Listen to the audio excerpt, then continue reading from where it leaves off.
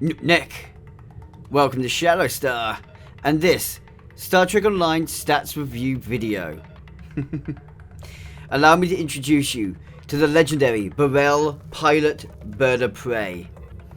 Which, before we really get kicking into it, I just need to let you know how this video is going to work. So first of all, we're going to quickly discuss it within its bundle, and then go to its possible visual customization. From there, we will go on to the stats, traits, and consoles that you get with this ship. And I will say now, they are quite good. In fact, this ship is a DPS masterpiece. If you know what you're doing. And then, finally speaking, we'll take this ship into action to see what she can really do. Personally, I think I might be requiring to really show off a cannon build here though, which is awkward when I don't have enough cannon stuff. We'll have to figure that one out when we get to it. Anyway, without further ado, shall we begin? So, this is the Vonatalk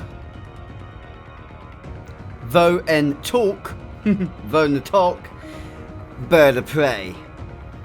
A impressive ship with, well, a lot of detailing. But then what do you expect? It was during the era of Enterprise, when they did a, well, CGI overhaul in these designs. But you gotta like how Enterprise kept it as artificially close to the original Klingon aesthetic as possible. Even if they had to de-age the ships, well, not de-age, de-evolve them. Let's go with that. Well, the Vonatalk is actually an impressive looking ship with 2 window types and its fleet windows. The whole materials Burrell Bird of Prey, which looks damn good on this ship if I'm honest. Fleet 1 and Fleet 2, which I'm not overly keen on if I'm honest. The Katinga Alpha, which looks really good for this ship. Katinga Beta, which looks even better and really fits the role of the ship. TOS D7, I would have probably liked to see this kind of aesthetic more, but done in, as we're going to get down towards it in a second. We have the upgrade aesthetic. I'll show you a Type 4 hull, because that's a really nice one out of the lot. The Vulture, which looks really good on this ship. And the Rodaval. It's a shame we don't have the Rodaval Beta for this ship, because that would have really saved it. And considering Rodaval Beta is available on the other legendary ship, the Kronos 1, you'd have hoped they'd have bothered to transfer it over. But I guess this is the closest you get to looking TOS, I'm going to say. TOS. In a good style. We also get to use with the ship the core, the Barolf, the Koloff, which is absolutely nice in look, the Burrell, who doesn't know the beautiful Burrell, and then you get to mix these things up with the whole saucer, pylons, nacelles, mission pod, and apparently the left and right stallion logos, which are interesting. You can have them different. Okay. Now then, let's get her out of here and get to talking about her actual stats. Right, back to Deep Space Nine, and let's look at her stats. Now, before we get into this deeply, let's keep in mind that she is both a pilot vessel and a raider, both of which normally don't have very strong hull armor. Pilot escorts tend to be relatively, they are the most fragile of escorts, and raiders tend to have lower armor than an escort as well. Combining the two together, this doesn't bode well initially. But let's see what we look at here. We have a T6 Raider class or Raider type vessel with a base hull modifier at level 65 of 42,750. Sounds low, doesn't it? Hull modifier of 0.95 and shield modifier of 0.85. Yeah, these stats are low. Defensively, she's fragile. However, in comparison to other raiders and escorts, she's actually quite good. She's not quite as tough as your average escort, but she's doing alright. And as a pilot raider, she's doing very well. Her base turn rate is 23.5 and an impulse modifier of 0.02 with an inertia rating of 80. She's very agile. In fact, she's one of the most agile ships you can get. Her rivals obviously are other pilot vessels, but that's to be expected. Bonus power output is plus 15 to weapons and plus 5 to auxiliary, with 4 forward weapons and 2 aft, and able to equip dual cannons, and of course has an experimental weapon slot, which we will discuss shortly. 2 device slots, 5 tactical, 4 engineering, and 2 science console slots. She also has an enhanced battle cloak, and as she's a raider, has raider flanking opportunities, along with pilot maneuvers, allowing her to make highly versatile defensive roles, and in order to endure a bit more damage when she's in a bit of trouble, or to get into the action a little bit quicker. Depends on what you want to do there. Suffice to say, the notes are this: she's fragile, but damn is she powerful when it comes to weaponry. She's a literal glass cannon. Best use is the hit and run strategy, and of course the forward arc, as you'd expect. Overall, her stats are, I know someone who likes to watch Shadowstar videos relatively often will argue with me here, claiming he can get it to work. Calling you out, buddy. But no, she's not going to be that great of a tank, to be expected really. She's slightly better at support capabilities, as she can engineer support relatively well. Too bad she can't size support as well. But the people that know what they're doing with the builds will be able to give her the size support by using the right universal consoles. Just a little tidbit and nudge there. Nudge, nudge, wink, wink. However, along with her being weak in psi DPS, she's extremely powerful in tactical DPS, which of course would be her natural strong point. It kind of goes without saying really, doesn't it? Overall, we have a powerful gunship, and if I was going to compare it to any other ship right now, I think my first choice would be the La Serena. Now, I do still prefer the La Serena over the Vanatork, but yeah, let's just say she's, for a non-promo ship, she definitely has her benefits to her. Certainly, she's superior to the fleet bird of prey that you can get at the moment in Tier 6. Okay, on to consoles, weapons, and traits. This is awkward for me. I'm going to be honest, this is awkward for me, because I'm not sure what to say on each thing. So, we'll start with my disappointment, and that was the experimental weapon. As you can see, I've deslotted it. Why? Because it is the stock experimental weapon you get if the ship does not have a special experimental weapon, which is also really shocking. Not all that great. I'd very quickly dismiss it and get rid of it personally. I mean, use it if you don't have another option, but yeah. Unfortunately, STO, in my opinion, missed an opportunity here to give a experimental disruptor weapon that deals disruptor damage, be boosted by disruptor damage boosting consoles, and really give disruptor damage that edge up that it doesn't really need, but would have made it the lead in my personal opinion.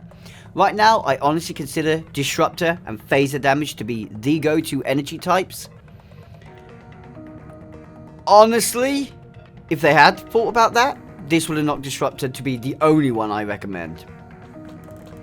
Having said that, and that disappointment, let's talk about the medium to high range DPS potential of the quad cannons, On this ship, you also get the Disruptor quad cannons. You may have seen the phaser and plasma range that you can get on the Romulan, is it Malum and the Defiant? Well, these are essentially the same. They're doing the same effects as Disruptor weapons, however, and as a result, I would say these are the superior out of all the quad cannons. Also, with that being said, they do slightly higher disruptor damage than average disruptors would do. This is without the damage boosting modifiers. With the damage boosting modifiers, the quad cannons are just very strong. When upgraded, you can boost that to an extra damage to make damage times 4. And you do get the atypical epic boost, which, personally speaking, I would recommend crit D and damage, or crit D and crit hit, just for that extra punch from these weapons. Now onto the consoles. I'm going to start with my least favourite and work towards my favourite, okay? So first of all, we have the Shield Destabilizer. This is only useful for drain builds. And utilising effect, I can't tell you how long it lasts for, which annoys me. I can, however, tell you that it deals up to 1,232,000 shield damage on up to 5 foes, with the damage being split between the numbers being affected. And affected foes also suffer a minus 25% shield resistance. So it is, though you may really want to focus the shield damage on a single target, it is advisable to try and get as many foes as possible clustered so that you can get that maximum shield resistance with effect on as many targets as possible. As a many hit target ship build, at least. Honestly, this is the meh console to me. I could happily skip it. Next up. Okay. I can't sing this weapon praises enough. Teleport approximately 3 kilometers behind your target, and plus 25 armor penetration with all weapons for 10 seconds. Recharges in 1 minute. Another low tier console just like the last one, but this one has some extreme uses. In fact, I have made heavy use of it. I'm not a PvP player, but this is a console I recommend in PvP builds. As PvE, it's not so easy to trick your enemies into not shooting the device or torpedo. Honestly, I advise this for a certain type of PvP build, what I call the feint builds. Builds that are built on surprising or catching your opposition off guard, such as a Tri-Cobalt device and then using the subspace jumper to jump subtly to change the orientation of sight. Now there are some better options you can use that will make it so that the enemy hopefully looks directly at you instantly and doesn't notice the Tri-Cobalt device or heavy plasma torpedo or any other weapons similar to that, and gives a chance for those weapons to hit the opponent unexpectedly. With the armor penetration, that will deal a lot of hull damage, and I have personally successfully destroyed oppositions in PvP combat with one single hit thanks to this console. And considering I'm not a good build here, I'm not good at builds, I feel quite proud of that. That's why I like this console so much. Now then, next up we have the enhanced induction coils. Now this one I've used for ages. It's a all-round build. You can use it on just about any build, with its main abilities being immune to weapon engines and auxiliary offline for 15 seconds. It will repair disabled weapons engines and auxiliary, and best still, plus 50 to both weapons engines and auxiliary, and plus 10 or plus 50 power setting to those, and plus 10 to the maximum power settings for weapons engines and auxiliary. This has a recharge time again of 1 minute, and to really be honest here, if you're good with your powers, it's a good opportunity to rapidly adjust all power settings for defensive, boosting your shield power, and then procking this console to give yourselves a period of high power output that will just help your ship in combat. Not really what, again, an end game console, but is useful for your medium to high end builds. Honestly, that's what I would say about the first 3 consoles. All of them are pre-endgame. Once you get to endgame, that's when you probably want to start considering dropping them off. However, this last console, now that's a whole nother story for me. The Quantum Warhead module I even consider useful in endgame builds. With its plus 11.7 torpedo weapon damage, this is great for torpedo boats. Absolutely stunning, and it really then goes further from just the power it can gain out of other consoles. Yoink! It fires, when I take that off screen, 6 quantum shots, which can deal almost 40,000 kinetic damage within a 90-degree arc. This is a lot of damage, and can be augmented, boosted by kinetic damage boosting, torpedo damage boosting, and quantum damage boosting. So all those will allow you to increase the strength of the Quantum Warhead module. Finally, we have the bonus the bonuses of the set, so let's just take a look at what that means for you. Our 2-piece, we have the Overcloak, which is a 20% recharge time reduction after decloaking, with a plus 1.5 to crit chance, and plus 7.5 to critical severity for a brief duration. Finally, at the full one, we get the Impulse integration, which is plus 15.8 to bonus all damage scaling with engine subsystem power.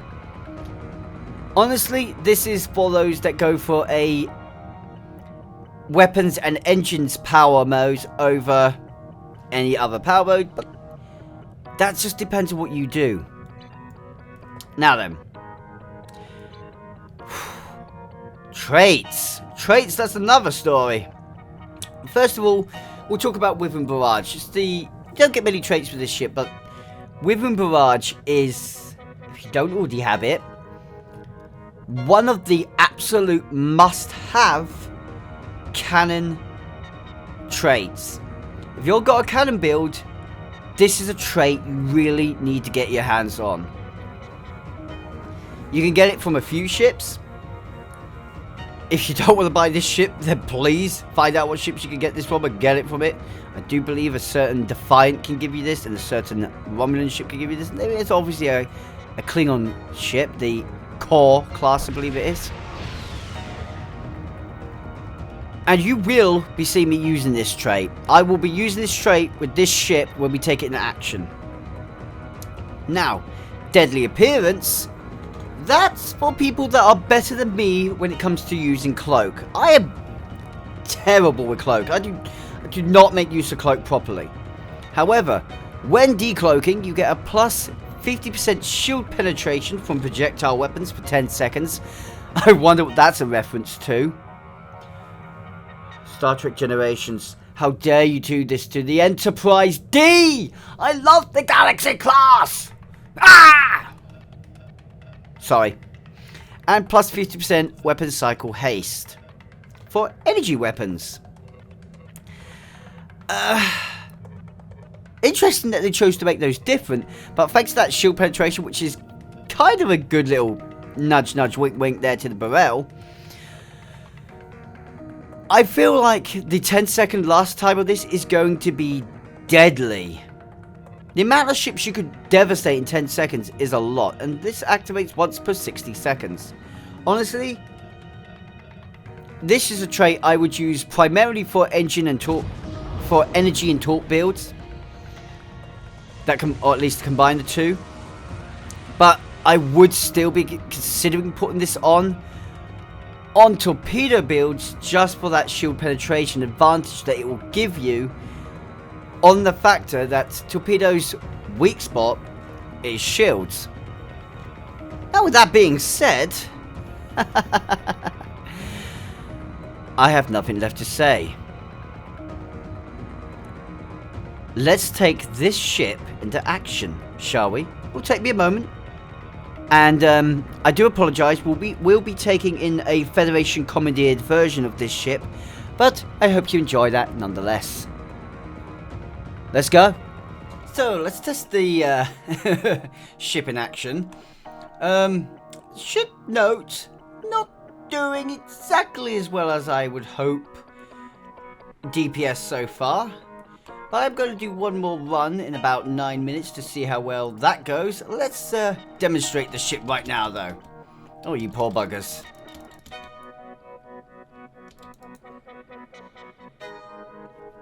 They really lost 2 seconds there, did they? Next target. And we have Jem'Hadar Heavy Escort. 5 seconds. 3, 2, 1. Oh, I'm going to go even more ham on you.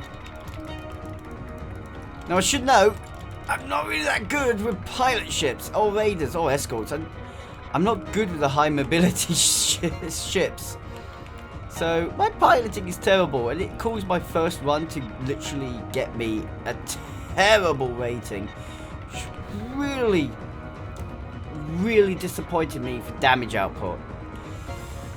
Mostly because I kept randomly pilot shifting everywhere when I really did not want to be doing so. Or overtaking the ships like this. Yeah, I don't get anywhere near. Ah! Why can't I see him? Anywhere near what I'm trying to get out of it. Oh my word, this is annoying me.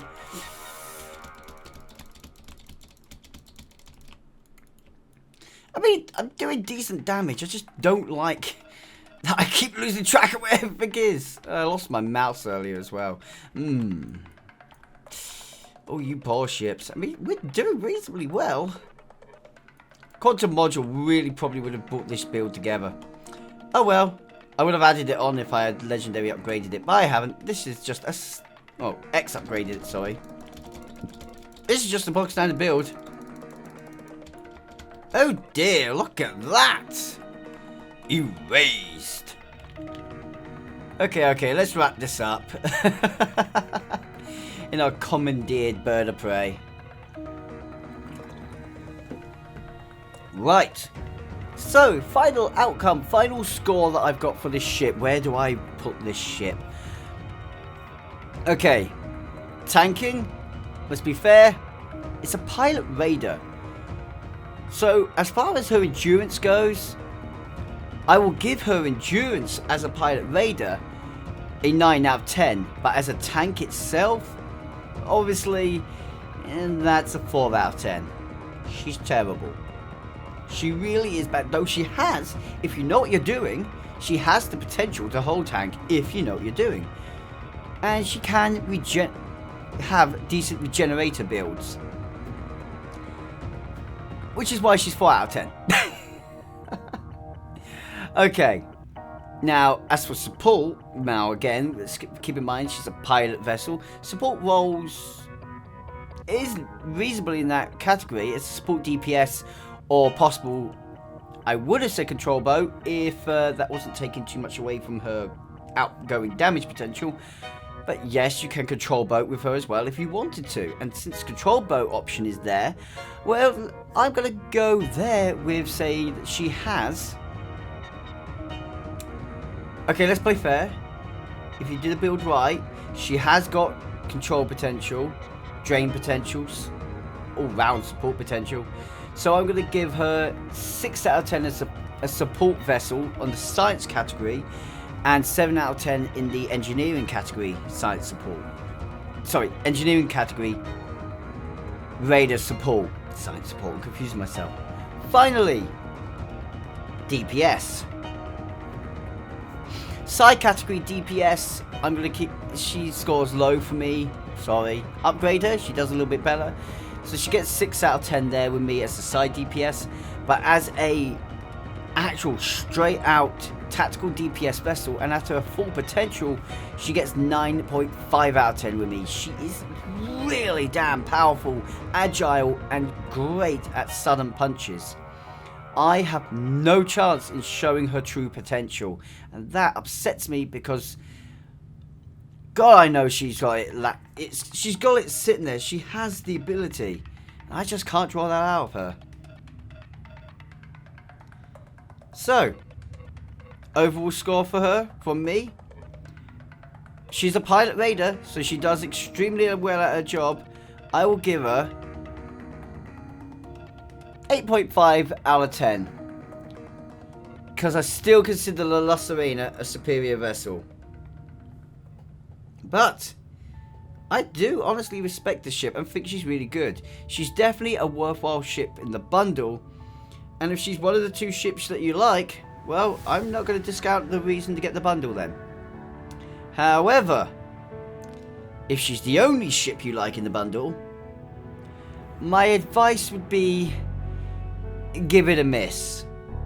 You're better off saving your Zen or using a smaller amount of Zen to get enough EC and get the La Sirena, which will give you a honestly superior console to the other 4 in this set, and it will also give you a superior train. But that's my personal opinion. With this being said, guys, I will say thank you for watching. I would love to hear your thoughts on this ship in the comments section below. Please, I'd love to hear the feedback. It really helps me out to know what you guys think of the vessel. And finally, can I just say thank you to everyone who has watched to the very end of this video, and to the people credited on the screen, my Patreons, my donators, my Twitch subscribers, for your extremely generous support of the channel. I sincerely can't thank you guys enough.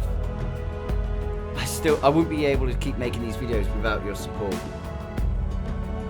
Now, with this all being said, I hope to see you guys next time. I hope you've hit the like button to help this video out, and consider subscribing and ringing the notification bell. That way you get the key kept up to date on everything I'm working on. And I hope you've checked out the description for ways that you can support the channel like these guys do, and for our social medias, Twitch, Twitter and Discord. Thank you, and remember, fight with honor. I love the Enterprise style. Kapla! Mucha!